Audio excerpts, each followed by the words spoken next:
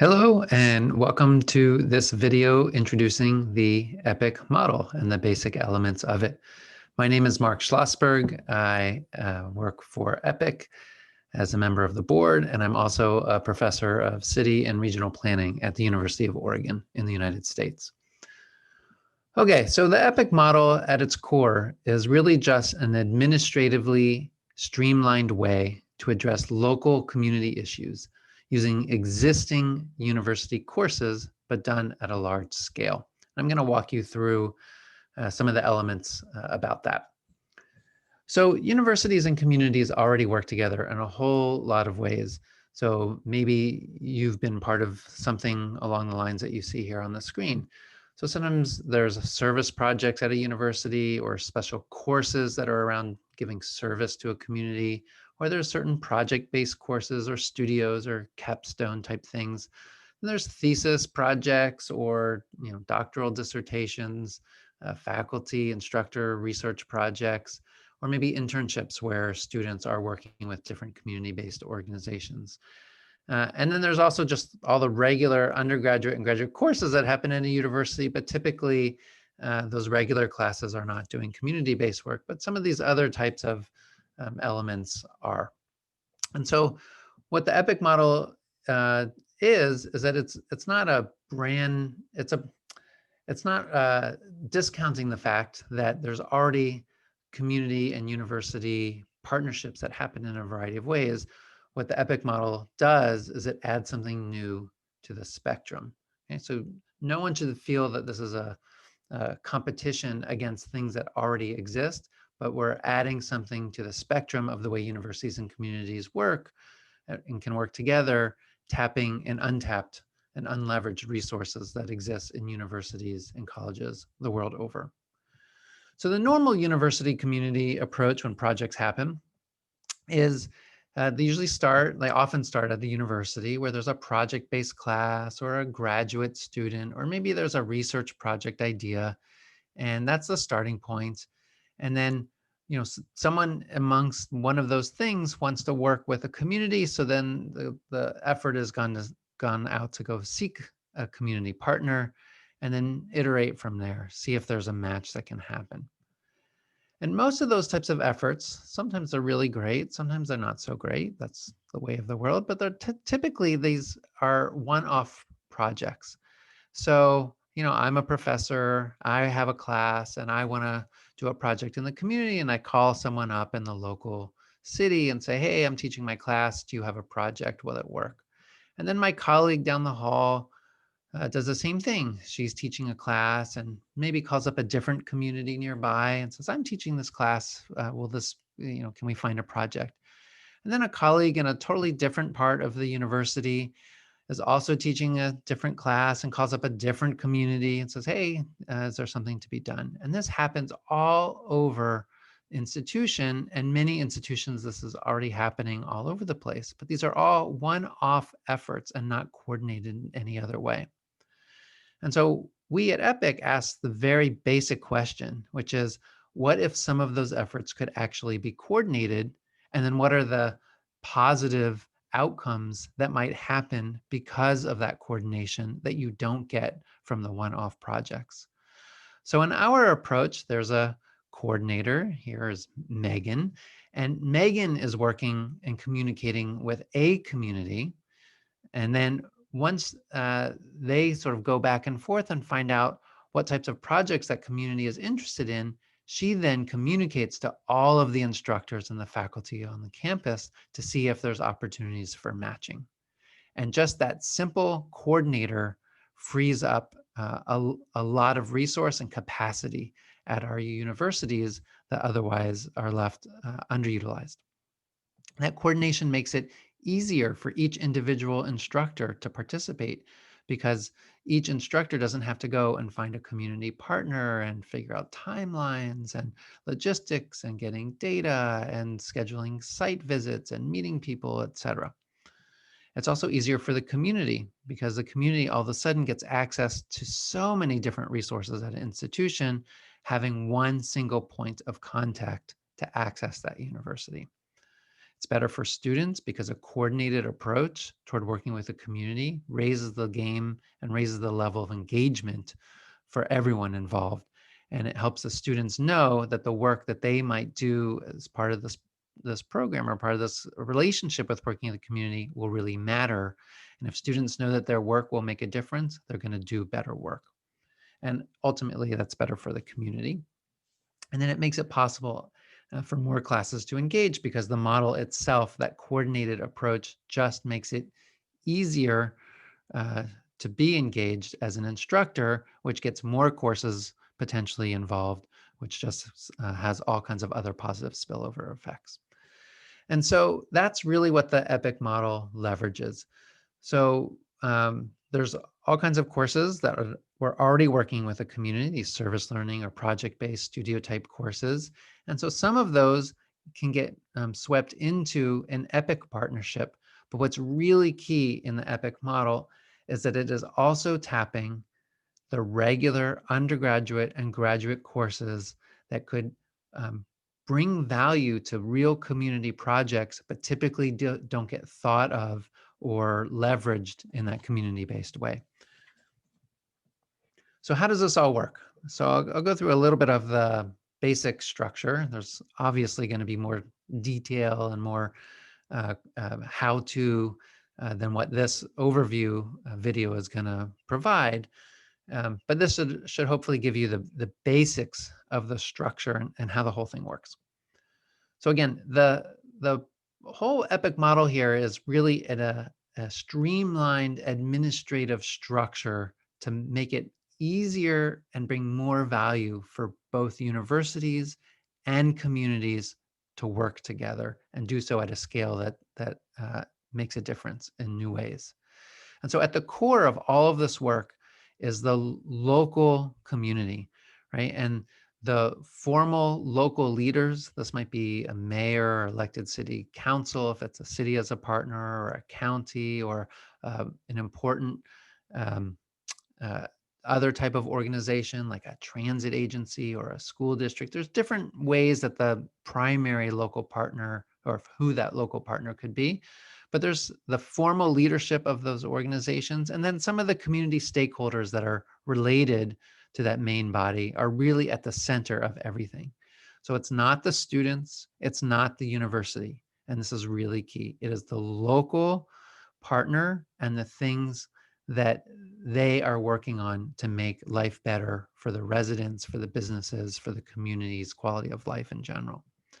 So then on the university side in this partnership, there'll be the program manager, and that was the Megan picture woman that we saw before.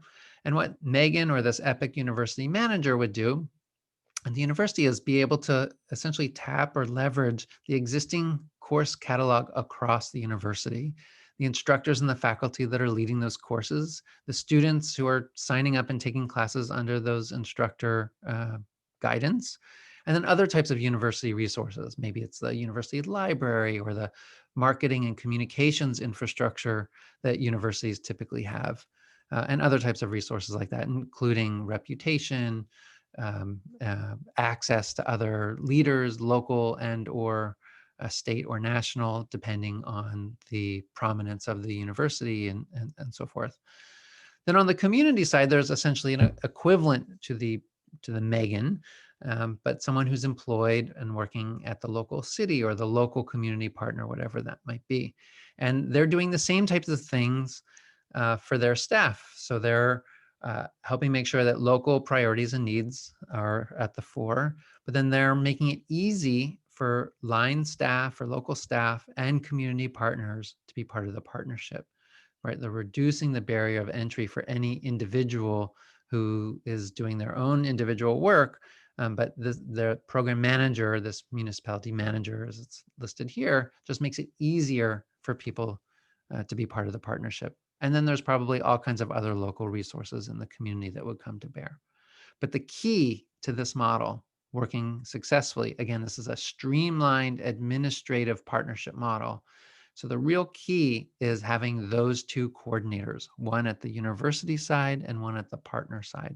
And those two work together a lot. And their goal is to make it easy for everyone else to be part of the partnership so that real effort can be made to move community goals forward in real tangible ways.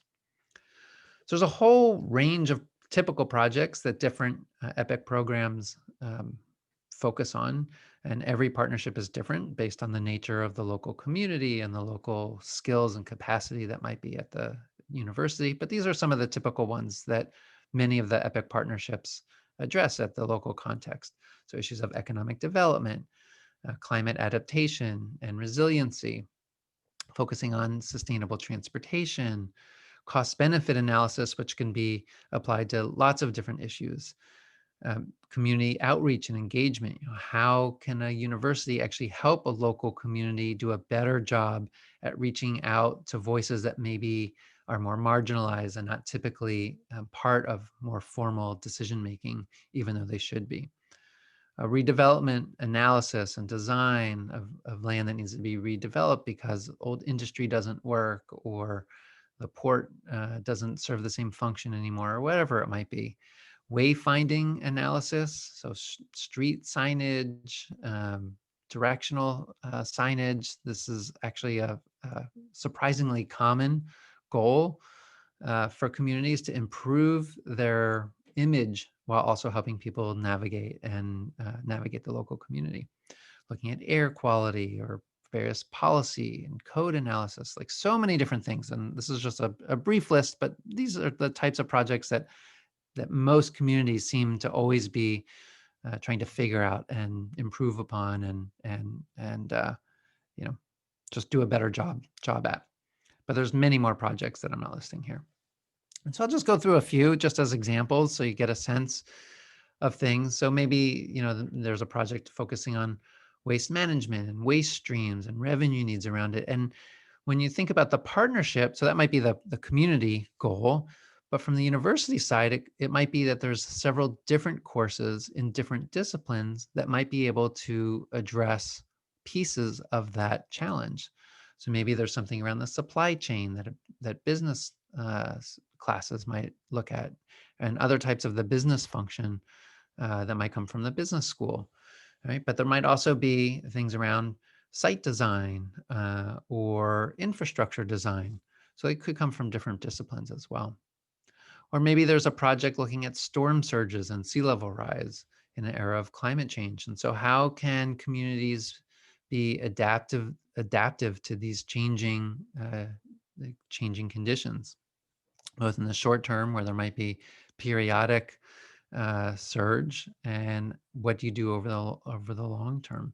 So maybe there's something here to look at from an environmental standpoint or environmental course standpoint around policy, around infrastructure, maybe some city planning around urban development and how to actually redesign the community itself to be more resilient. And maybe there'll be a big need to actually do outreach to the community and so forth. And so maybe there's some strategic public relations type work that needs to be done. Again, our universities generally have courses and experts and students in all of these types of areas. In urban areas, there's often lots of many sites that need to be redesigned and relooked at, things that were built in a different era and they're no longer being used in the way that they should be used in the modern era. Maybe they need to be redesigned and redeveloped in more sustainable ways that are more equitable and so forth. And so maybe there's courses looking at socioeconomic development planning, architecture design, local land use law, all involved. Looking at reusing roads, especially in communities that have been designed to primarily prioritize moving around by cars. Maybe there's an effort now to think in a more modern way to find out how to redesign streets so that it's safer and easier to get around on foot or by bike, or maybe make transit a better priority in an area. So maybe there's some opportunities to look at this type of work from landscape architecture or economics. How do you finance these type of projects at a community level? There's transportation classes, whether they're in planning or engineering. And again, maybe there's some public relations effort that needs to go into this type of work, because sometimes it's really important to have the community engaged along the way and supportive of any changes that might happen to the transportation infrastructure. And I should say also, with many of these projects, the work that needs to be done can also apply to many of the Sustainable Development Goals, the SDGs, whether it's around environment or equity or public health or poverty, affordability. So many different Sustainable Development Goals overlap with many of these projects. Maybe there's opportunities to look at harnessing or treating or collecting rainwater in new ways, especially as we have climate change and different regions of the world are experiencing rainfall in new ways than they have before, whether they're more sudden cloudbursts at heavier volumes than in the past, or just higher volumes overall seasonally. So maybe there's new ways to look at how buildings, individuals, streets, communities can deal with changes in rainfall. So maybe there's some watershed science. Maybe there's some actual structure testing to be done through some design build type studios in architecture or landscape architecture. Maybe there's actual needs to write about this type of work for public education. And maybe that might come actually from a journalism or for an English department rather than a marketing department. And so, as I mentioned before, wayfinding is a really big project that many communities that our EPIC programs have worked with want help with. And that's not only just the functional part of directing people to different parts of the community, but how do you do it in a way that also supports and builds on the values of the community, maybe brings art and creativity into the public space in a fun way. And so there might be lots of different courses that might engage in something like that. So those are just some examples just to give you an idea of the types of projects. These are real projects that are community defined, that our various universities get engaged in. And classes typically come from a whole range of different disciplines. And here's just a few of them. So planning and architecture are very typical, but public policy, landscape architecture, interior architecture, journalism, digital arts, product design, business, law, engineering. Of course, engineering, there's many different offshoots within engineering, economics, public health, geography, communications, city administration, business, marketing. So many different disciplines, and these are just a few. I mean, there's so many more that have been involved in different programs. So this is just a partial list. But the point here is that there is a vast amount of resource and capacity and talent across our universities that match really well with the challenges that our local communities are trying to face, whether they're environmental, economic, or social challenges, that is this great potential and great opportunity to actually match a skill set that exists at our universities with challenges and goals and desires and dreams that our communities have in existence as well. The key is trying to find a way to match them in a way that doesn't cause more work, but actually leverages existing work to create better value for all. And that's what the EPIC model is all about. So the project matching process in general, this is a very brief overview, but the project matching process is generally happens by both the local partner and the university. Typically, the local community will identify a whole series of possible projects, and then there's a iterative process back and forth between the university and a community to figure out additional projects or what projects might work or what might not be a good fit for a university partner. And the key is that these projects should focus on local plans and local policies, right? So again, the goal here is to help advance life at the community level, and that if that happens, student learning will happen on top of that. So it's really important that when projects happen, that they are connected to existing plans and existing policies and existing aspirations of local communities, typically expressed in these types of plans or policies or other type of political statements. Again, it's iterative back and forth between university and community, back and forth until there's good matches and value for everyone.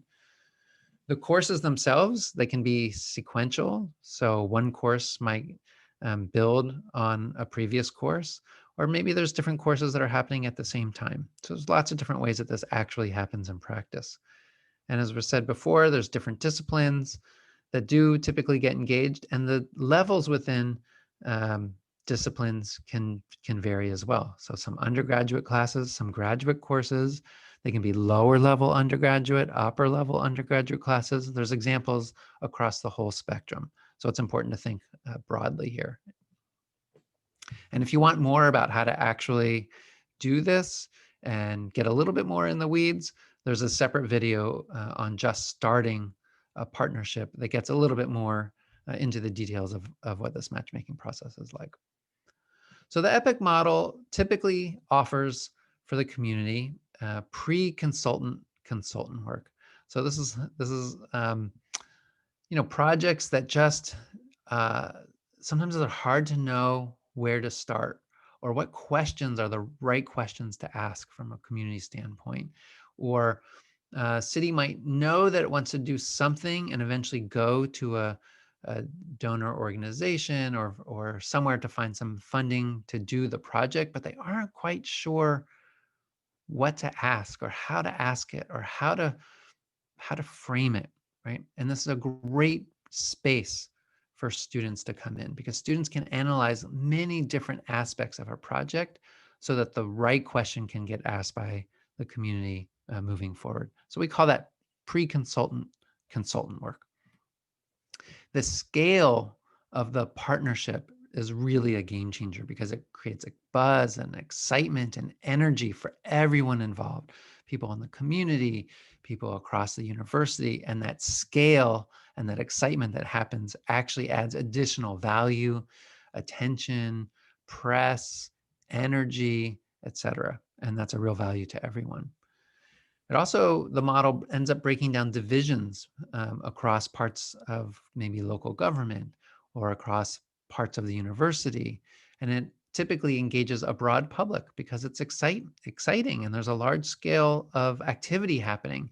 So it's not uncommon for many different stakeholders in the community to get involved in what typically is a 1 or maybe a 2-year partnership at a time. But there's different models for that as well across the EPIC network.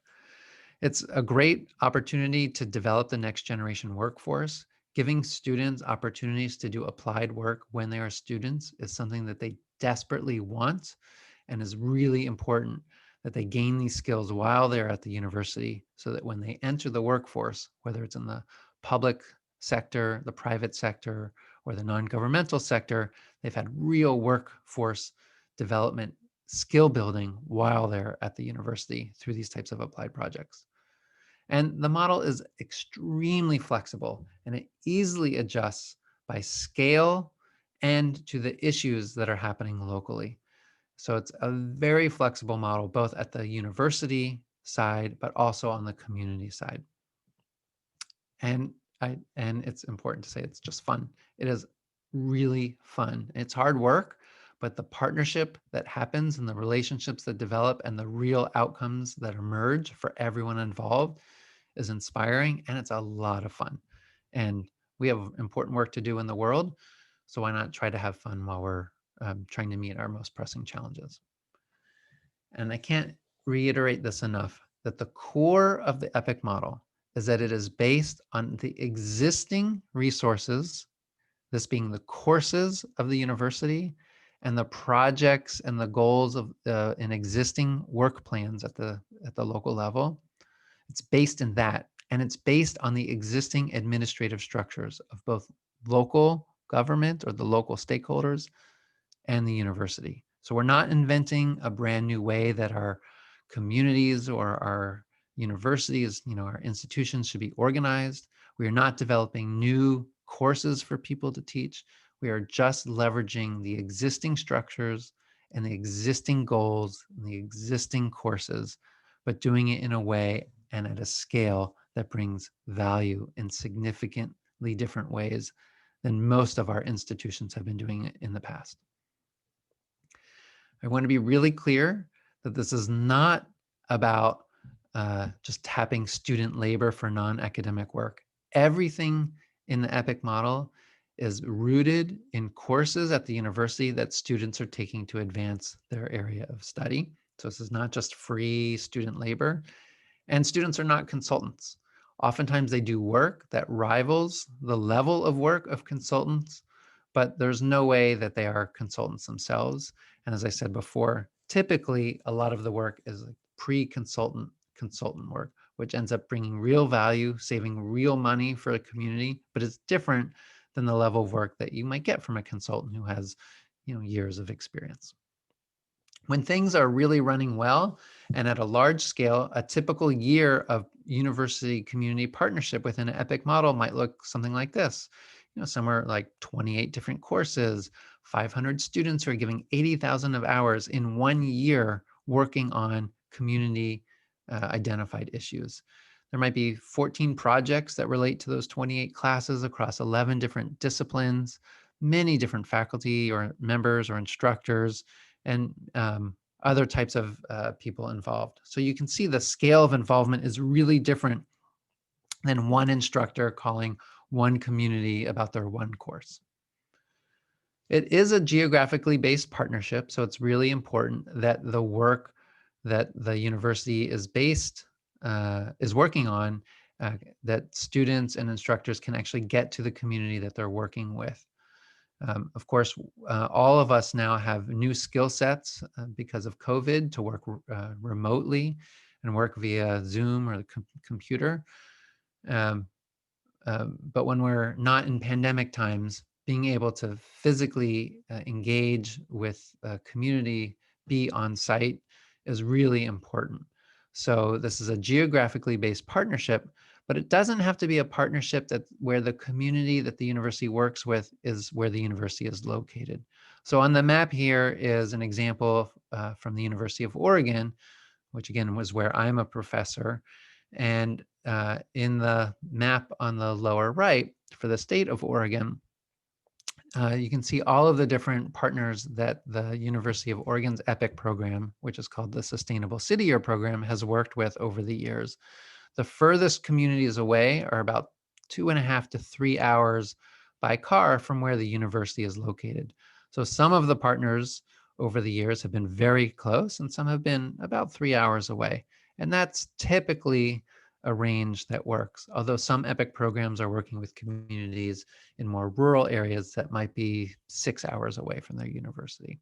So there's some flexibility there as well. But the key is that it's both a geographically based partnership, but the geography can be fairly robust and fairly big. So we've been doing this model for a decade. And so we've learned a few things over the first 10 years of the EPIC model. One is that applying existing curricula to real community challenges works, that we don't have to actually reinvent the way that universities teach their classes, that we can actually tap existing courses to make real change and make real progress in our communities, even when those universities have classes that are based on 10-week academic terms. That there are more than enough willing and capable instructors or faculty at our universities that will want to teach their courses and connect their courses to a community. Students at all levels are capable of producing useful work, and this is really important. So undergraduate students, first year to fourth year undergraduate students, and graduate students can all do things that bring value to the community. And what's key about all of this work is that what we've experienced from the first decade of EPIC being in existence is that when the partnership focuses on the community benefit first, that student learning will absolutely follow. And this is quite different than some partnership models that focus on student learning as the key outcome and then hope that some community benefit accrues after that. In the EPIC approach, we absolutely focus on the community benefit first, because we know if our students do work that helps move things forward in the community, then students have absolutely learned the material that they've been trying that they've been taught in their courses. And it's a completely adaptable model for any community type, size, economic level, capacity, and any type of university type or size. We have programs that work in very rural areas, very urban areas, in the United States, in sub-Saharan Africa, and South America. And as this model continues to expand, one thing that we have learned over the first decade is that it is a very flexible and very adaptable model to both community and university contexts. And that scaling up really does make a difference, that the scale of engagement is the game changer, that just really makes a difference in moving things forward and getting people involved and accelerating the change that our communities need, while giving our students the real world experience that they desperately want as part of their education. So it's that purposeful structure that makes all of this possible. It's the Megan at the university and her equivalent at the community partner that helps leverage all of the resources at our institutions that makes all of this possible. And that really is the epic twist. Start with the community-defined challenges, open up those challenges to instructors and their existing courses and find where the matches might exist. Iterate from there, go back and forth to make sure that everyone is meeting the needs that they have. Use the coordinator to make it easy for everyone on the university side to engage, and use the coordinator to make it easy for everyone on the community side to engage.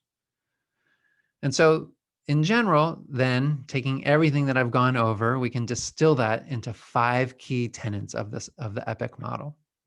First, the EPIC model respects the existing administrative structures and incentives on all sides. It's a genuine partnership. This is not about a university coming into a community and telling the community what to do. This is a true and genuine partnership by all. The model intentionally aims at improving quality of life. There's an intention and a purpose behind these partnerships to look at and improve the social, economic, and environmental challenges that we're facing today. The focus is on community identified, community driven, and community evaluated contributions. And the goal here is to catalyze multiple disciplines and large numbers, right? The scale matters of courses, of students, of hours, of projects. So those are the 5 key tenets of EPIC-N, of the EPIC model, and EPIC-N, which is the network of programs that are running the EPIC model. So is this all sounds good? Hopefully you've made it to this far in the video. So if you're interested in being EPIC yourself, and why wouldn't you want to be EPIC? Well, you can join our network. And joining our network means that you'll get access to extensive resources and templates to start your own partnership, but not having to do it totally from scratch. You will be able to tap into the wealth of experience and documents and templates and everything else that our members have used successfully and adapt them to your own context.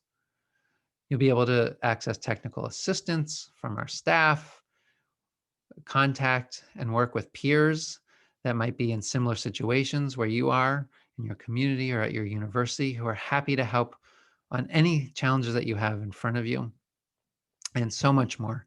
If you're interested, please go to our website at epicn.org and find out some more information and how to contact us as well. And if you want the 3-minute version of this whole video that you've been watching, or if you want to share this whole video kind of with other people, but not the long version, well, we have a really nice 3-minute overview animation about the EPIC model, and that's available at our website as well. So you can find that and share that.